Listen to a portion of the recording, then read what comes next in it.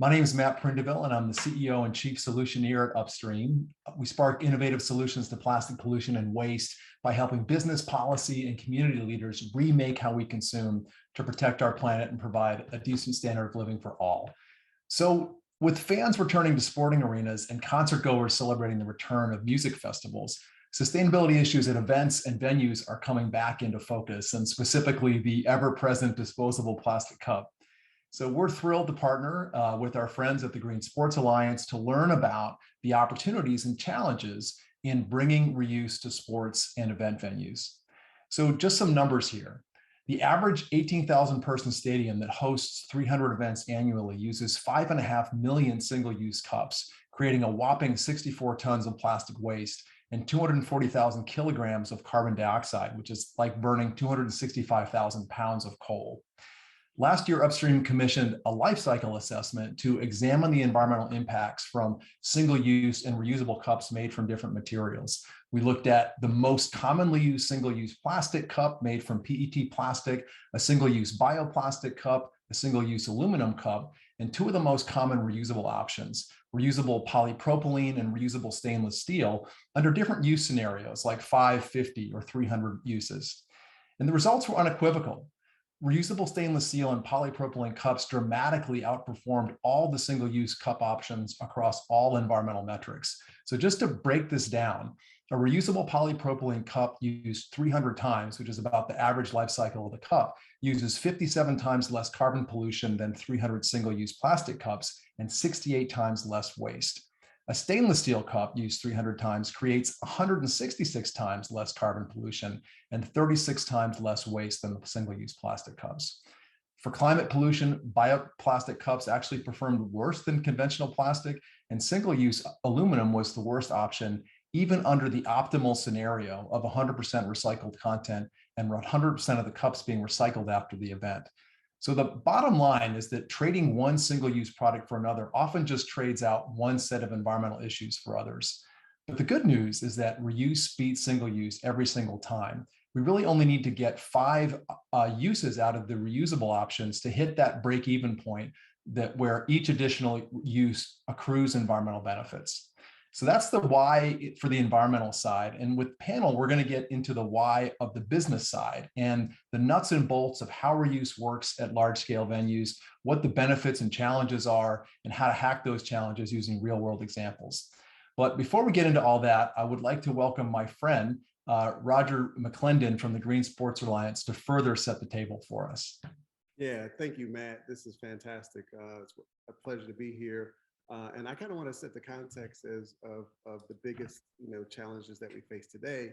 Is going to take a collaborative approach. It's going to involve disruptive innovation, and we're going to have, motives, modem, force to kind of drive this, in which we're seeing at, the highest levels of ESG and the pressures of large institutional shareholders like BlackRock. So to put this in more context, the reuse is kind of almost at the highest level when we think about that pyramid of how we look at design, build, operate, and maintain model when we talk about sustainability.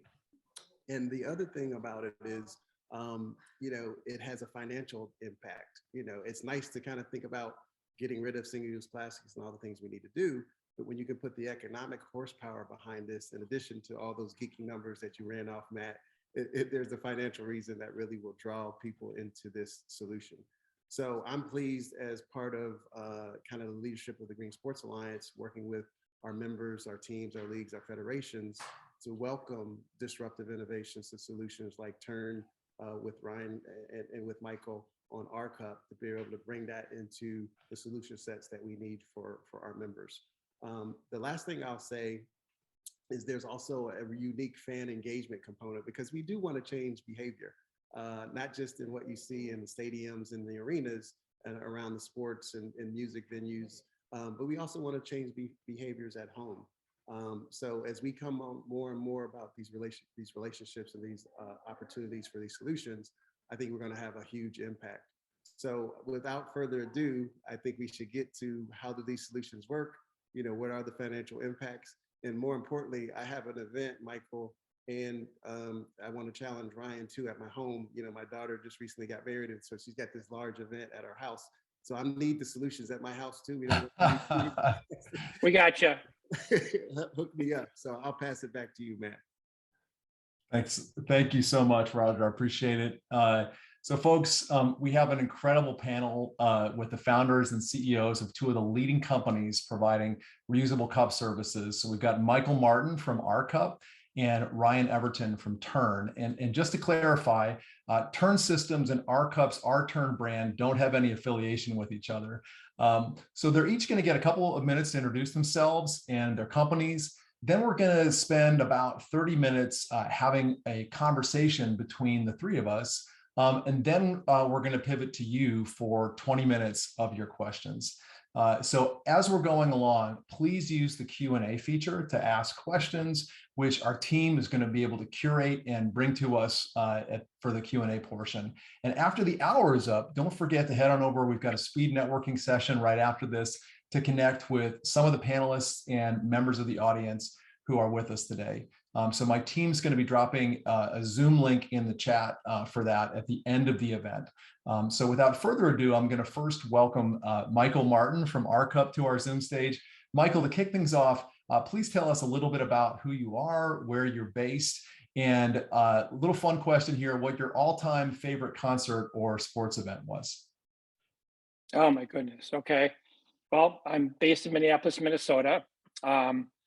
There's been so many concerts. It's hard to pick one out. I'll say Earth Day, 1993 at the Hollywood Bowl. We were reunited, Paul McCartney and Ringo Starr, for the first time since the Beatles broke up. It was an amazing experience. What was the third question? Just who you are, where you're based, and you got it. You covered it. Yeah, all right. I'm going to talk a little bit about r.Cup, just to tee up so everybody's clear about it. So, but r.Cup, we're on a mission to eliminate single-use waste by building the leading platform for the reuse economy. So what we do, we work to make reuse simple and affordable for operators and communities to eliminate their single-use waste. And so how in the world did we get here? I've had this misspent use of the last 30 years creating concepts and companies and ideas that have become campaigns and then movements in the environmental space. For example, we've been instrumental in launching and leading movements such as Earth Day, hybrid cars, green energy, and greening of the live event industry. And so we've created solutions over these years to tackle single-use waste and have worked in most major market stadiums, arenas, venues, and sporting events over the years. We put all this knowledge and expertise together into r.Cup and the R-Turn platform we formed several years ago. We've now implemented in 90 cities in 35 states and 12 countries. So what I say when I say we're building the leading platform, well, it means working with communities, concessionaires, waste haulers, environmental thought leaders, venues, health departments, cultural influencers to provide a simple, cost-effective alternative to throw away cups and foodware. A service is simple. We deliver sanitized cups and food serveware containers to arenas and stadiums and other venues. And we deliver what's most convenient for them. We furnish every event site with branded return receptacles and signage and gamification if they want that. We pick up used wares, clean and sanitize them. In our industry-leading Ecolab permanent wash hubs, we track the inventory and environmental impact benefits for the client, then we do it all over again. But a main point I really want to make today, and a key reason I'm excited that you guys put this together, and I want to do the panel, is because our real competition is not each other, it's single-use waste. It's confusion about what the right thing to do is, it's fear of change, it's apathy, it's a lack of understanding how economical and efficient reuse can be. And at our company, Ryan's, and all the dozens of other reuse companies out there all offer very similar execution services and capabilities. But we believe the true focus needs to be on getting these solutions adopted as soon as possible, sort of echoing what Roger was saying then. We've chosen a model where we partner with venues, team owners, leagues, concessionaires, communities, and even other reuse companies to tackle the real competition, single-use waste. So we're really proud to have partnered with and supported great people and organizations like Green Sports Alliance, Upstream, National Reuse Network, close with partners, and dozens of other environmental groups and city leaders all over the country and all over the world to help build a platform and system designed for a reuse economy. So, and we're just getting started. So thank you. Yeah, love it, Michael. Yeah, and also just love what you said. The real enemy is the single use. The real competition is single use. And how do we put reuse on an even playing field? Pardon the pun, for competing. So yeah, over to you, Ryan. Same question. Just tell our audience a little bit about who you are, where you're from, where you're based, and a little bit about your company, and maybe kick things off with your favorite sporting event or concert of all time. Hey everyone, grateful to be here. Ryan, founder of Turn, originally from New Zealand, based in San Francisco, where I've been here for 3 years. Turn's been around for 10 years in April this year. So we've been doing reuse before people were even talking about reuse. When I started, when I started the business, my manifesto was would people even consider this? And I think back in the day, you had to spend money for every minute you spent on the phone. I used to spend $300 calling people, thinking it's ridiculous, trying to convince them to go reusable. And finally, one did go reusable, and that sort of started our trend. So now 90% of the events market in Australasia use us.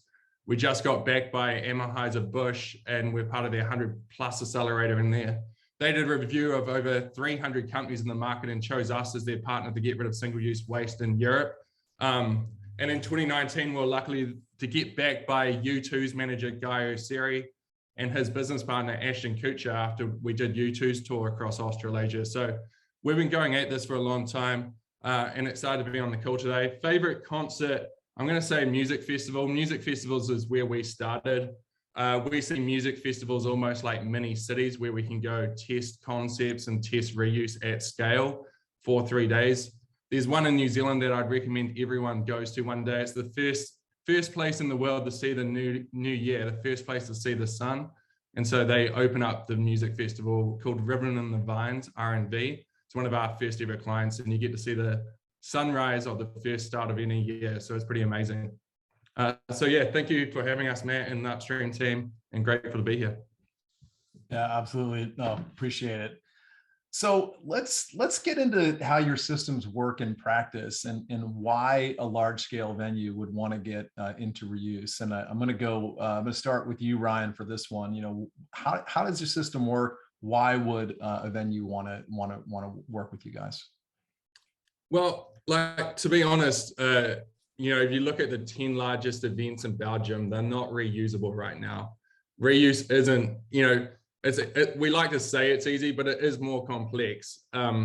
It's more difficult. There's a lot of people who have to consider it. If you look at a stadium, you've got the concessionaire who has an opinion, the sponsors have an opinion, the stadium has an opinion. There's all these different entities that end up making the decisions.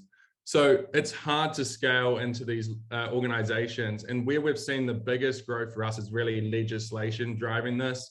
In Europe, with the ban on plastic, that has been a real big driver in terms of convincing these operators that they had no choice but to go to reuse.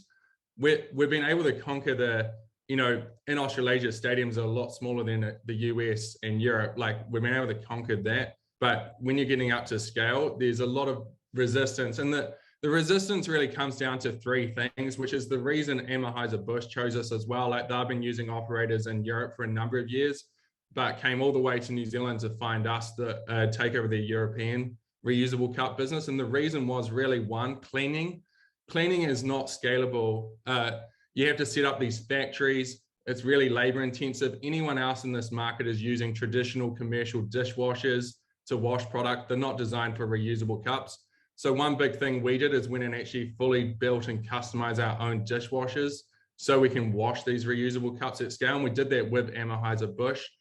And they're also in a 40-foot shipping container, so you can set up washing really quickly in multiple locations. Like, for example, we just set one up in Atlanta and it took us 2 weeks to get it started, where anyone else in the market has to go find a warehouse, hire staff, set up this washing system. So it's really unscalable.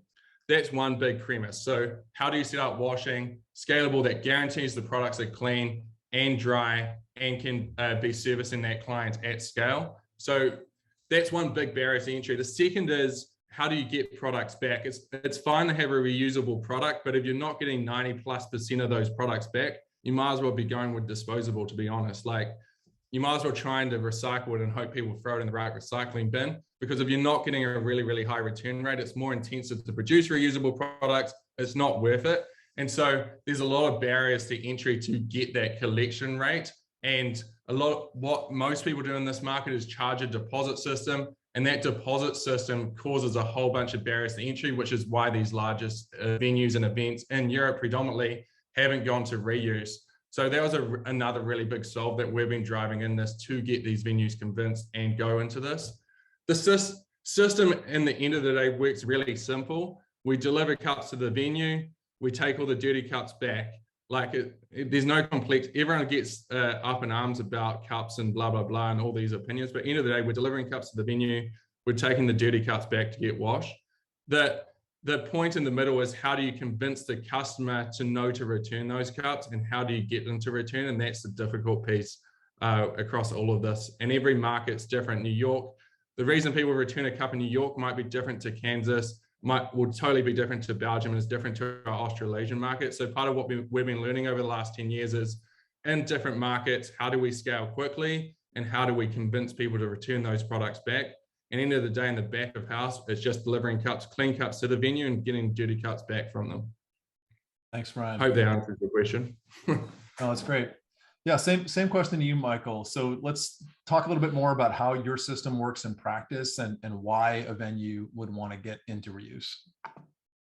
Well, I agree with a lot of the points that Ryan made. Effectively, this process is like a commodity. You deliver clean cups, you pick up dirty cups. The biggest challenge really is the harvest rate, right? We work with social psychologists, and we've worked with the leading concessionaires and operations specialists to come up with the best solution. We believe the idea is we really feel like we are sort of consultants, reuse system consultants, because every venue has different challenges. And then we are material agnostic. We can provide whatever type of material people want for their cups, different sizes, food trays. We also do food serveware. It's really important to note that, because I think that's a part of the full picture of single-use waste.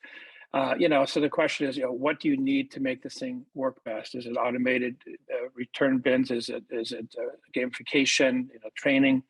It's logistics is a key part of what this is about. So from one of the things that we're proud of is the number of events that we've done. We've seen, I think, pretty much every operation out there, because we've toured with so many artists, and so we've been in so many different venues. We have a really good sense of what the different stadiums, arenas, and golf courses and everything need to make this work. And as far as washing, we're excited about, we're based here in the Twin Cities as Ecolab, and they are our strategic partner. So we make sure we have designed the highest solution for cleaning and sanitization. Our focus is on, designing simple and affordable reuse solutions. They're customized by every activation. Our whole focus is on how do we create it so it's as easy as possible. So to answer your question, from an operator standpoint, it's the same as essentially disposable cups from how a concessionaire is operating. The only difference is that we're harvesting the cups, which ends up saving money and saving waste. Yeah, Matt, can I jump in here? Because I'm like chomping at the bit, because please do, Michael. Please do, Roger. Yeah, appreciate it. Yeah, so I'm gonna cut to the chase, because I'm gonna act like I'm the owner of one of these facilities. I wish I had that kind of money, but I want to know the financials. Like, help me understand and give me, and I'll start with you, Michael.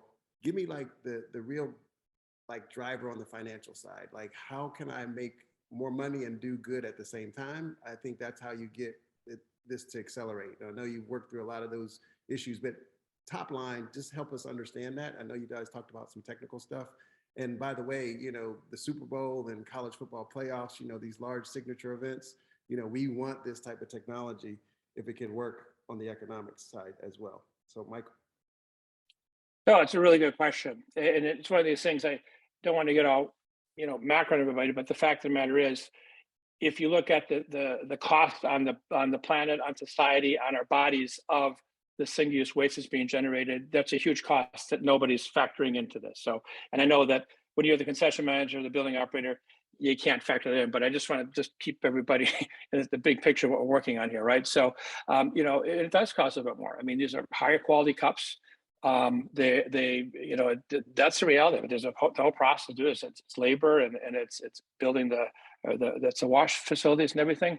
But the thing that we like to really talk about with our clients is, look at what are you saving on cleanup costs. If all of a sudden, a quarter or a third or a half of your waste is going into separate bins, and your crew doesn't have to clean it up, right? What happens to your tipping fees? Your tipping fees go down. We found actually that people are buying, per head sales are going up with the higher quality cups, right? So increasing revenues, right? There's other ways you make up the cost, some embedded price increases, grants are out there, sponsorships. And the way we look at that is we partner with the concessionaires in the building and the community to figure out the optimal solution. If you start to really look at the big picture and you start to look at the total cost and the total savings that are generated and the potential revenues around it, it starts to become not that bad. And our price is actually comparable to some single-use options.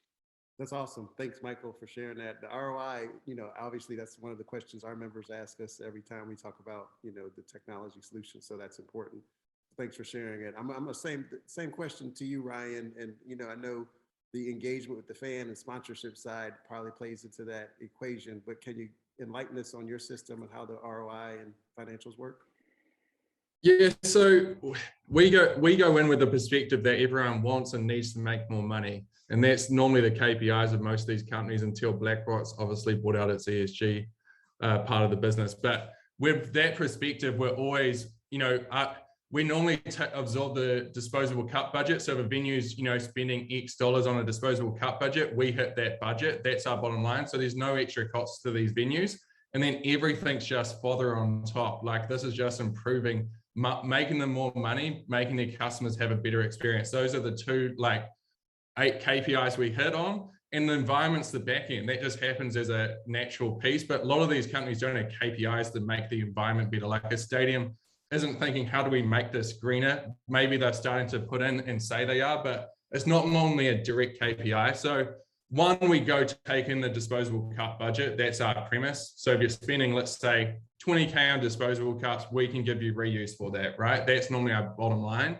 And then from there, we're increasing revenue. Mainly that comes from them, our platform, how we've built it, increases sponsorship dollars. So there's a whole new sponsorship platform for a lot of these venues and events that you'll start seeing this more and more this year across all of our major events, the different sponsor engagements that you'll see based on our platform. This isn't branding on cups. We try and drive no branding on cups. And a lot of our major clients have now gone and told all of their customers, hey, I don't know who it is, Budweiser, you can't have Budweiser branded cups anymore, but hey, you're going to get this much more value. We'll know that we stopped X cups from landfill. We'll know that this many people engage with your Budweiser brand. You can give this, Budweiser activation or reward to these customers for doing good. And so now Budweiser as a brand isn't just a brand on a cup. It's a brand that knows how many cups they got returned, how much engagement they got with their customers, and they actually gave their valued customers something in return. And so we really drive this premise of, hey, it's not costing you more, you've got a better customer experience, and you're going to make a lot more money. And that's really how we started to scale. We used to send out these sales emails back in 2012 saying, hey, can we become your sponsor? Because we knew the premise of all of these venues wanted a new sponsor. So we'd normally end up being a sponsor of these venues that increase their revenue and drive that engagement. And environmental factors like saving plastic waste was a result of that whole system. That's a great segue into one of the questions I wanted to ask, which was around your customers, right? So you guys have kind of two sets of customers. Well, you have multiple sets of customers, but I would imagine the ones that really matter almost the most are the concessionaires, the people that are interfacing with your cups to serve customers. And then there's their customer experience, the people that are actually showing up at the events and, buying a beer or having a soda. So, I'd love to just kind of hear what have been the customer responses and experiences, both on the customer service side, on the concessionaire side, as well as kind of the everyday folks, people like you, myself, that are showing up to a ball game and wanting to buy a beer. And I'll start with you, Ryan, first, and we'll go back to Michael. Okay. So starting with the customer, what we found is the customer tended to be the owner of the event or venue. And that's where I go back to this profiteering generative side. Like if they knew they could have a new sponsor or make more money, it tended to be the festival owner or the stadium owner, you know, who were ultimately making the decision, like who ultimately were the end game. And so that was as long as we could make that customer happy and normally make them more money, that got us in the door. The second core customer, as you say, is the customer using the product. A lot of people, you know, and ah of like, oh, customers don't want to have a cup that's used by someone else and blah, blah, blah. But at the end of the day, the customer is there to have a good time and drink beer or, you know, drink coffee or whatever other, you know, liquid they want to consume. And, you know, they're just having a better experience. They're having a better experience because of it. They've got a cup that tells them a story on it. They've got a cup that feels better. Some of them end up collecting a few and taking it home. Most people return it because they're going to get something for it and they had a better experience for returning it. So the conversation isn't even about, they don't even necessarily care about us, care about the product per se. It's just that it becomes part of their normal life within these different environments and these events in general. And ultimately it becomes the extra part for them is returning the product to one of the receptacles, and that's the experience that really drives the consumer behavior and makes it a better experience for them than just knowing they threw a cup in a bin and didn't trust it, or threw the cup on the ground and it went to landfill.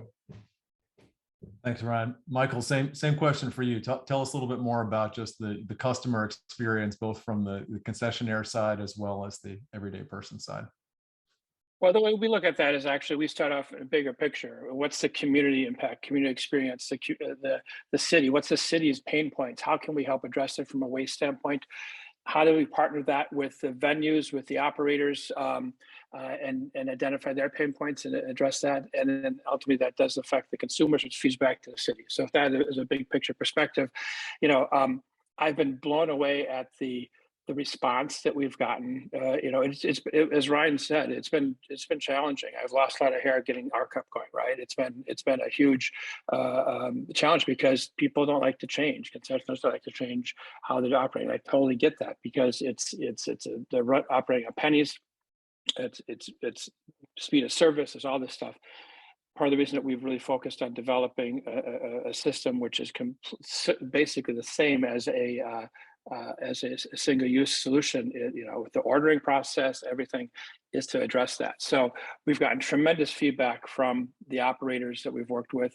One of the things that you know, their experience is it's all about delivering stuff on time, doing what you're going to say. And because of 30 years of production experience in producing major events, we get that, we know that world.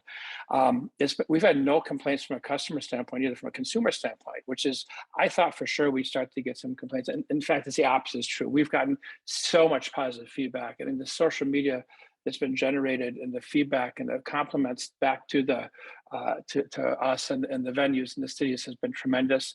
You know, I think the fact that we're reporting the environmental impact back to the concessionaires and the buildings and the owners, to the community, it really has a huge impact.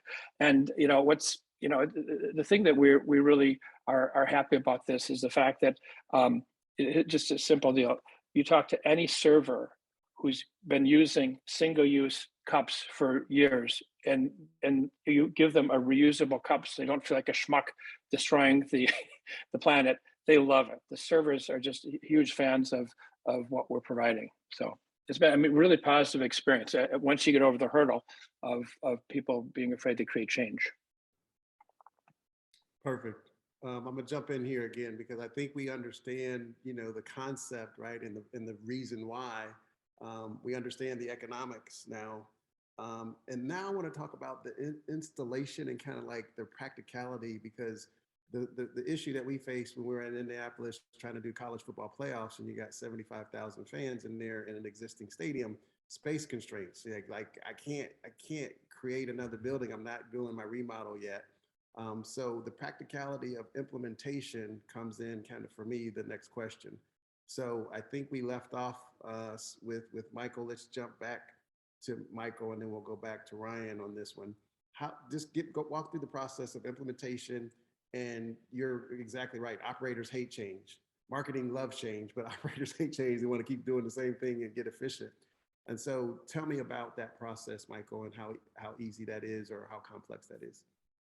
Well, as I said, you know, partly because of being event producers ourselves, partly because of working in so many different venues around the world, We have an amazing board, some board members who have been in the concessionaire space for over 35 years.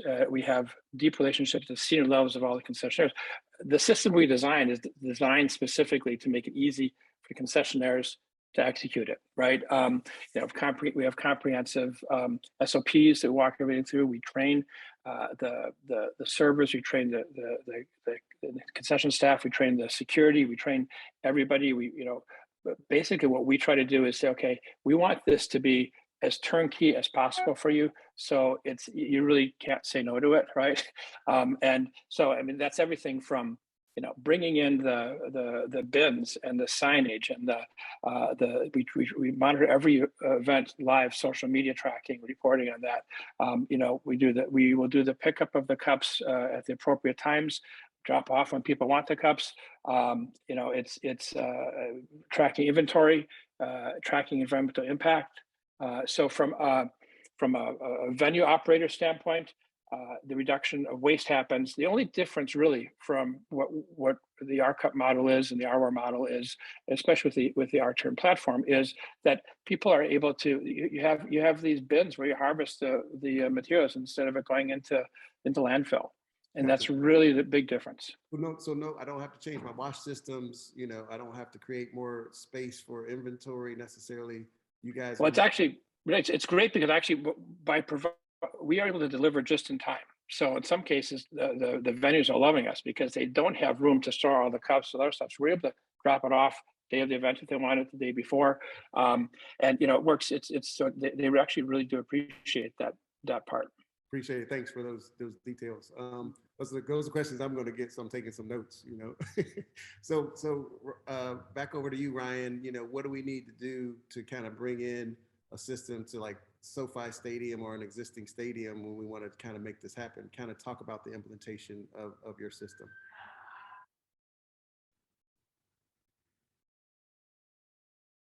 Hey, Ryan, you're on mute. Sorry, guys. So it's probably easier for me to talk about the system. So our system was designed by Bjarke Ingels Group, big. They're one of the world's leading design firms. They designed like the Hyperloop for Richard Branson. They designed the first city in space for NASA. They're one of the world's leading architectures.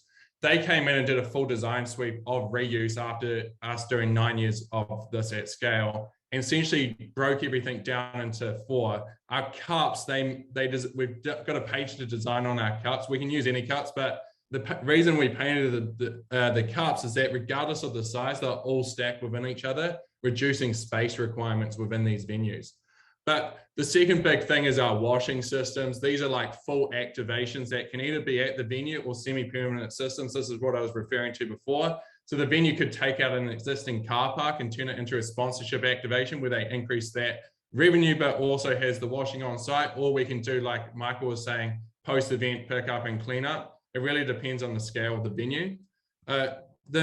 Really the major thing though is our smart bins, which is what gamifies people to return products to them. So, and that reduces all logistics. It's the reason ABI chose us obviously as these smart bins, because anyone else who's in this space tends to just use generic trash bins, or people are returning cups to the bars and it's increasing logistics. It's reducing the space behind the bar, which causes a lot of issues.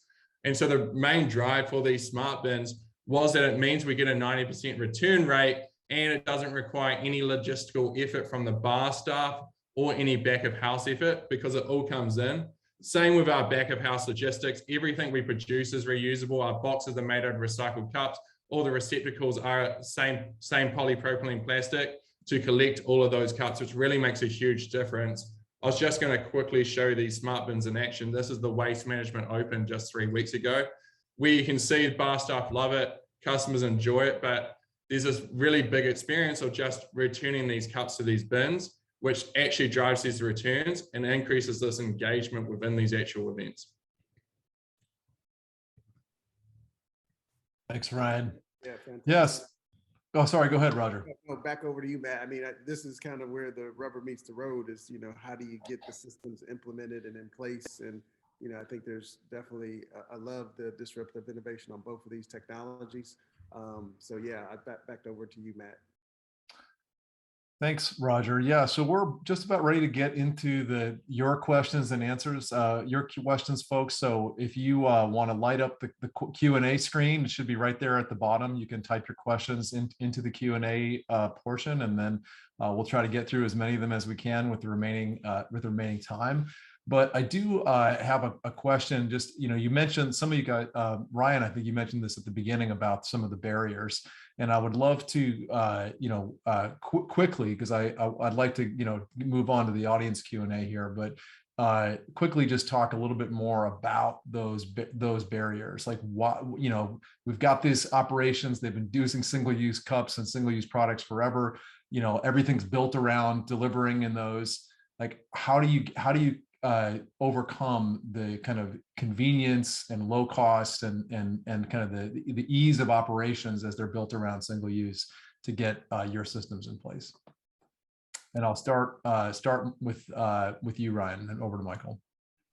Yes, so I think 10 years ago, before we started, everyone was going to compostable cups. We talk about the cup market, and the reason is everyone needed a solution, right? But I think what a lot of brands and people have realized in the last 10 years is that it's fine having a compostable cup and paying an extra 30 or 50 or sometimes 100% more than the recycled PET, but how do you collect them, and how do you compost them? And so this is a full system. This isn't just, swap out your cups. There's a lot of things that go into it, operations, blah, blah, blah, to make the system work, because we could send you reusable cups, but you're probably going to lose most of them, and then there was no point and it was worse for the environment. And so how we overcome this, as you say, is normally it comes from a commercial team, number one, like, hey, we're going to make more money, so I'm going to convince the whole organization that operationally we need to fricking make this work. And then two, it will come from environmental side, ESG goals, sustainability goals. We have to drive this. Let's go and make it happen. Reuse is the most sustainable option. And then we get around these operational complexities, because the operations team, who are always trying to reduce effort, reduce costs, reduce everything, and make everything streamlined, will start implementing it. And how we've made it easy to implement is, what I was just referring to before, is no barriers of entry for the customer to use the system, to reduce drink sales or anything like that, and no extra effort on these operational teams within the venue. And so we do that in a bunch of different ways. One of the major ones is that the bar staff, the concessionaires, are paying the same price they always do, and they're buying the customers are buying drinks like they always do, but they've got this better quality cup, right? Like, there's no extra effort to the concessionaire, no extra cost to the concessionaire. That reduces barrier number one. The second is the smart bins. We normally implement these bins. We gamify the events, making more revenue from their sponsors, and we're getting this 90+% return rate, which you never would have got before. And that we don't make anything extra for the ops team. We manage that system. And then the third piece is getting all that product off site and be washed. We either use a third party that's already servicing them, like the waste partner, or we'll set up third party logistics ourselves just to pick those up. It's no different to picking up the trash or the recycling as it is now, except Turn's doing that for the cups, which were already pre-sorted, because there's no extra sorting needed, because we get this 90% return rate with a very clean product stream inside those return bins. And then going to cost, how do we get the cost? One, washing. When we used to use traditional commercial dishwashers, it was costing us higher than the cost of a disposable to wash. When we went to these fully automated, custom-built dishwashers, we're able to wash for less than like 2 cents. So it's super cheap. We can compete against a disposable. Automation, no rent, in a shipping container, reduce our cost drastically. And then the smart bins reduce any admin needed. You just need to have the receptacles there. They pay for themselves through the sponsorship engagement and the gamification for customer experience. And that means we get all these products back. So we're not losing money because we're losing 100 or 50 or 10 or whatever the percent of the cups are. And so we've really driven home these two things: washing at a low cost, smart bins to gamify the experience so customers give us a high return rate. All right, Michael, same question to you, just talking about some of the barriers. And actually, this kind of ties into a question from the audience. What's some of the initial feedback or pushback that you may have received from venues after implementation, and how have you overcome that pushback or challenge? Sure. There's so much to talk about. A lot of stuff Ryan said, I agree, we do the same stuff there. One of the things I do want to touch on is the operational challenges. If I'm a concessions manager, I've seen these guys and women who are trying to make the right decision for the environment, and they've gone down this path of, oh, single-use plastic is bad, therefore we should do compostable. And unless the tan sorted, that really doesn't work. And then now there's these aluminum cups that are supposedly a sustainable choice, and there's 86% more CO2 emissions from aluminum cups than there are from a reusable system. So a lot of people are trying to do the right thing, but there's a lot of misinformation in the marketplace.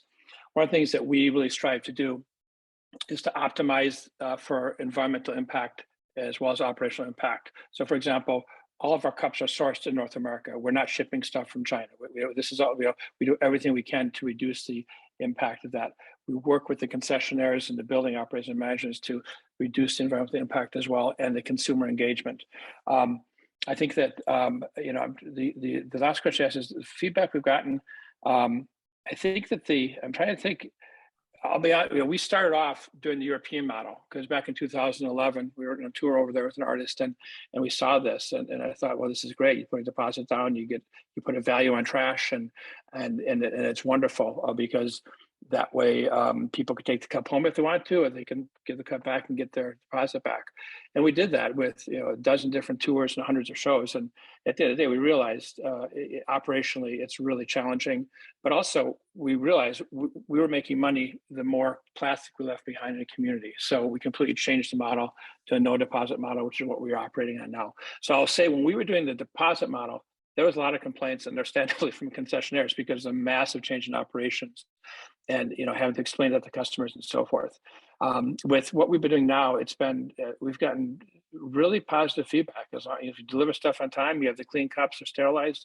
Because of the Ecolab partnership, because we have logistics teams in the markets that we're operating, we have our own trucks, we have our own facilities, we're able to make sure that everything's done right and on time. And those are the key things that concessionaires and operators need to know, is that they have cups when they need it, and they're taken out when they need to be taken out. I could go more, but I'll shorten this. No, it's a great segue into another question from the audience, which is really about what's the best way to motivate the customer to return. And do you have data around events that have higher return rates versus others? You mentioned deposit, versus financial rewards versus financial penalties versus incentives. I'm wondering if you guys could get into a little bit about what the experience has been and what data you have to back up why you're pursuing certain ways of getting the customer to make sure that they return that cup at the event. And maybe Michael, I'll start with you and then go back over to Ryan. Sure, it's a complete 360 surrounding to make this happen, right? You're educating people in advance. So we work closely with the artists, with the venues, with the teams to get information about the program on FAQs, social media support in advance, signage, educating of the servers, educating of the maintenance crew, gamification, rewards. I don't like the idea of a penalty. It sort of goes against the spirit of doing the right thing. So, rewards and incentives work tremendously well. When you can connect with the consumers with the r.Turn platform and r.Ware, as we've done that, we've been able to, when you return the container to the restaurant 6 times, you get free dessert or whatever, right? We're able to, and we're able to track the customers via the app, right? And to be able to connect with them and reward them and incent them and thank them when they take action too. So it's about building this community and awareness of support. So I could go on again, but I know we have a bunch of questions to answer, so I'll stop.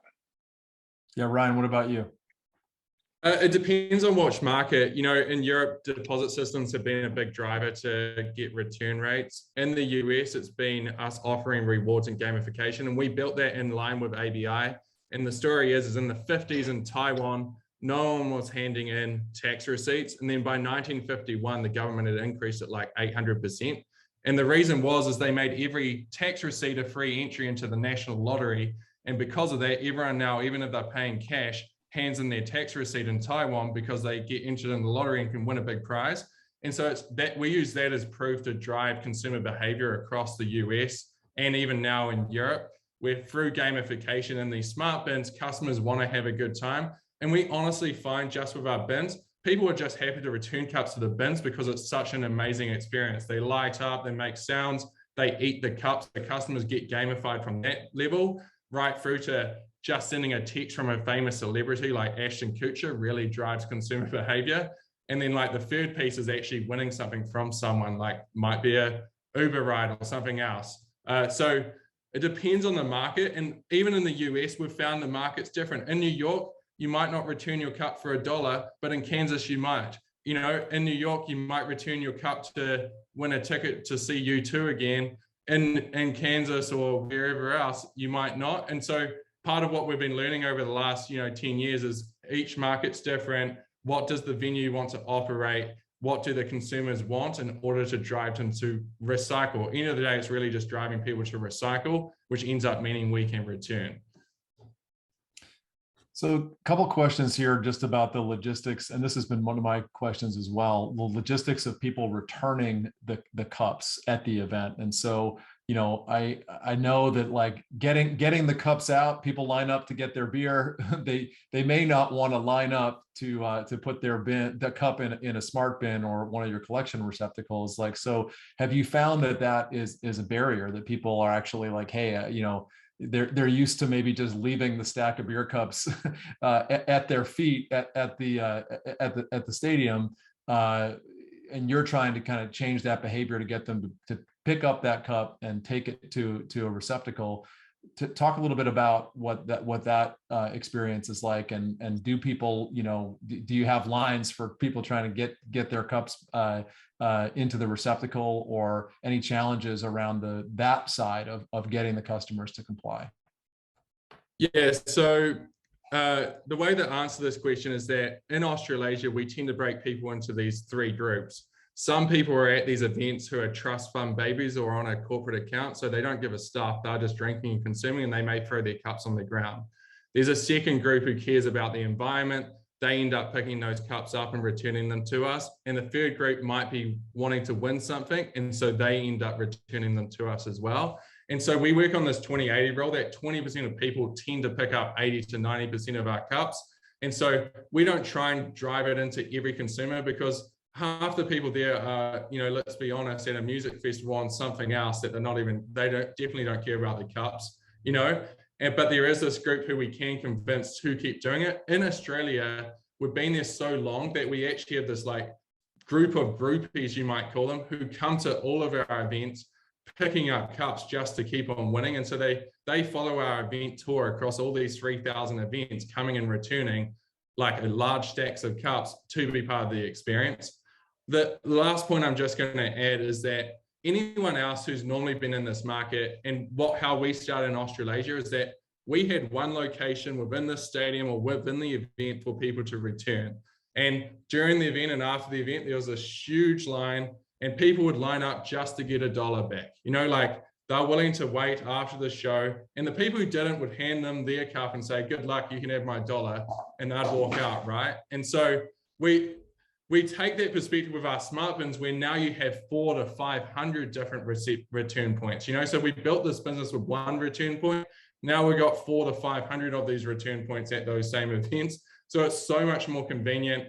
People, and I bring in this lottery system idea in Taiwan again. People want to win stuff. People want to be entertained. That at these events, they have a better experience. So the return bins actually have driven up our returns even further, because people now have more convenience, and they have this chance to have a really good time returning, forget even the reward. And it's a lot easier because there's these 400 of them. So for us, the return bins have actually driven up this actual return experience, and it's not difficult for the customers to return. So Michael, same question to you. What's been that experience? And I also, there's another question in the chat here that relates to that. Like, you've also got garbage bins, in theory, maybe you have recycling bins. How do you make sure that those cups get collected, and you're changing that consumer behavior so that, you're making it convenient for folks to participate in the r.Cup system? Yeah, good question. One thing I should reveal that I was a psychology major in school, so I view this whole thing as like Skinner box playing. We're trying to, how do you get into people's mind? How do you motivate them? How do you create,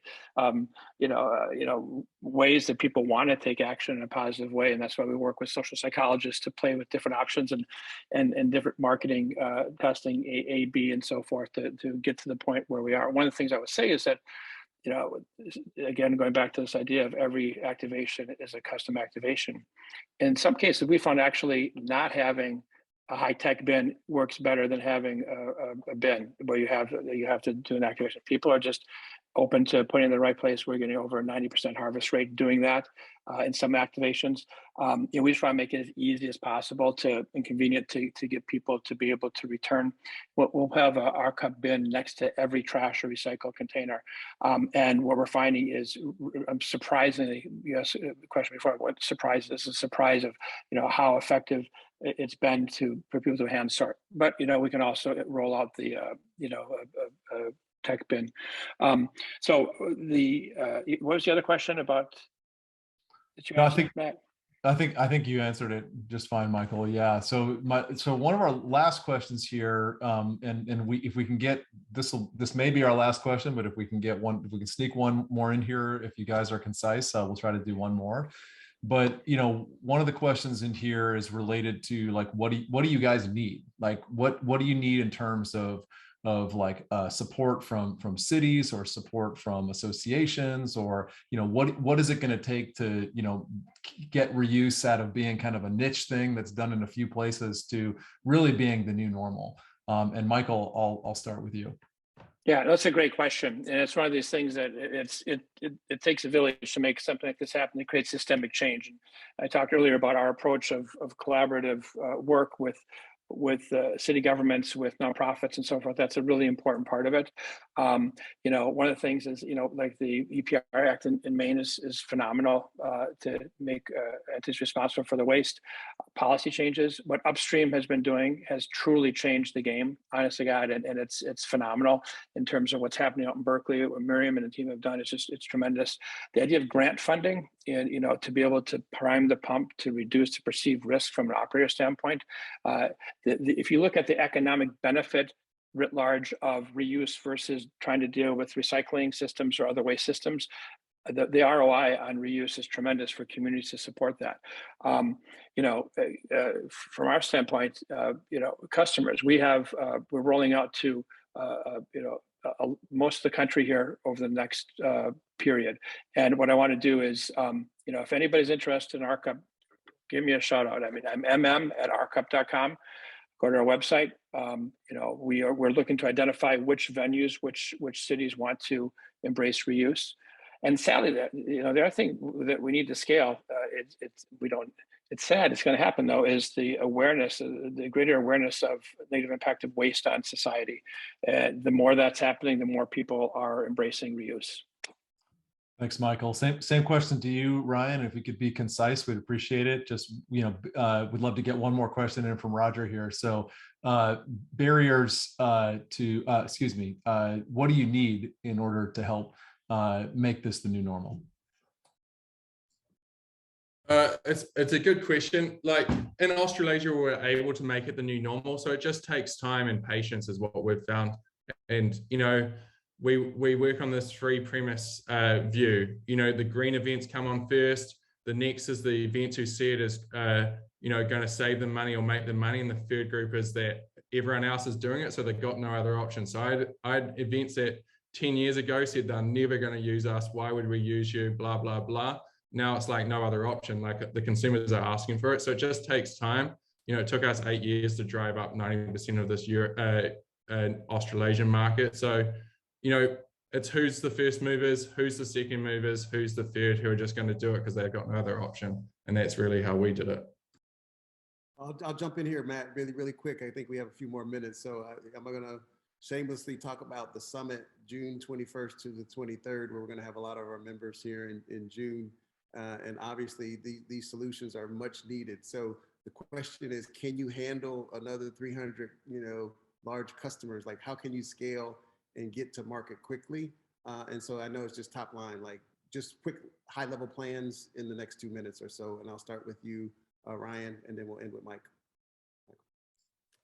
Sorry, so your question's how do we scale? Is that right? Plan, or can I bring this to my folks in Kansas City? You know, can I bring, like, what's your scale, your plan for expansion? Yeah, ironically, we spent COVID spending that whole time on how do we scale quickly. Predominantly Anheuser-Busch, as I was saying, they have 100 million cups in Belgium alone we need to get rid of next year. So that's where we hired this city designer, Bjarke Engels Group, to modularize this, get high scale production, just so we can go easy set up in a city or country really, really quickly. So yeah, we can move super quick. Right now we're planning a US, but also, you know, with some major partners, which I can't disclose, but we're also in Europe about to do a major launch across multiple countries at once. The reason is washing, fully containerized. We can produce 3 of these a month. They wash so much faster and guarantee the products are clean compared to anything else. Second, smart bins. You don't have to worry about how to get the products back. We've been able to make it very easy, quick, cheap to set up these smart bins, which makes it a better experience and we get the products back. Third is we don't have to use our cups. We've got partnerships with one of the largest aluminum can producers right now and others just to go provide cups at scale. So it depends on what cup the product customer wants, and then they can even bring their own. But we really provide these washing, 1, and 2. Sorry, it's the F off finger, wrong finger, Roger. But yeah, 2 things. Thanks. 1 is collection, 2 is washing. Thanks, Ryan. The same question for you, Michael. We got like 30 seconds. Oh boy. Well, I feel like we've developed the lemonade stand and we're scaling it.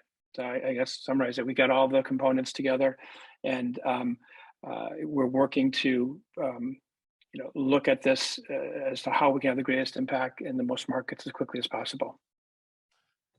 Excellent. Well, so yes, Roger, we can take care of you. Well, so I just want to close with a big thank you to the panelists and to all of you for tuning into the live stream today. I also would love to give a big shout out to the Johnson Ohana Foundation. So we are teaming up with Jack Johnson on his 2022 summer tour as an all-at-once nonprofit partner. Jack's foundation is also matching donations contributed to Upstream at his concert or directly to our organization. So starting April 1st, you can make a donation to Upstream and it'll be doubled by the Johnson Ohana Foundation. Couple more plugs. The call for public nominations for the Reusies is open for 1 more week, the National Reuse Award. So if you could get all your submissions in by March 30th at the reusies.org for more info, we'd appreciate it. We're also going to be sharing a recording with everybody after the Zoom. So if there's anybody from your team or community that you want to share this with, that's going to be available in the next couple of days. And as always, please be sure to stay connected on news and upcoming events by visiting upstreamsolutions.org. You can sign up for our weekly email, or you can follow us on social at Upstream Solutions on all your social platforms. You're also going to receive a short survey in the chat. And after you leave this session, please let us know what you thought of the session and feel free to share what topics you'd like for us to cover in future Indisposable Lives. So lastly, if you're interested in making some new friends, some new connections, please join our 30-minute speed networking, which is going to take place right after this event on a separate Zoom line, which should be right there in the chat right now. So if you click on that Zoom before your exit, you'll jump on right over there, and we'll look forward to hanging out with all of you there. Thanks so much for being here today, folks.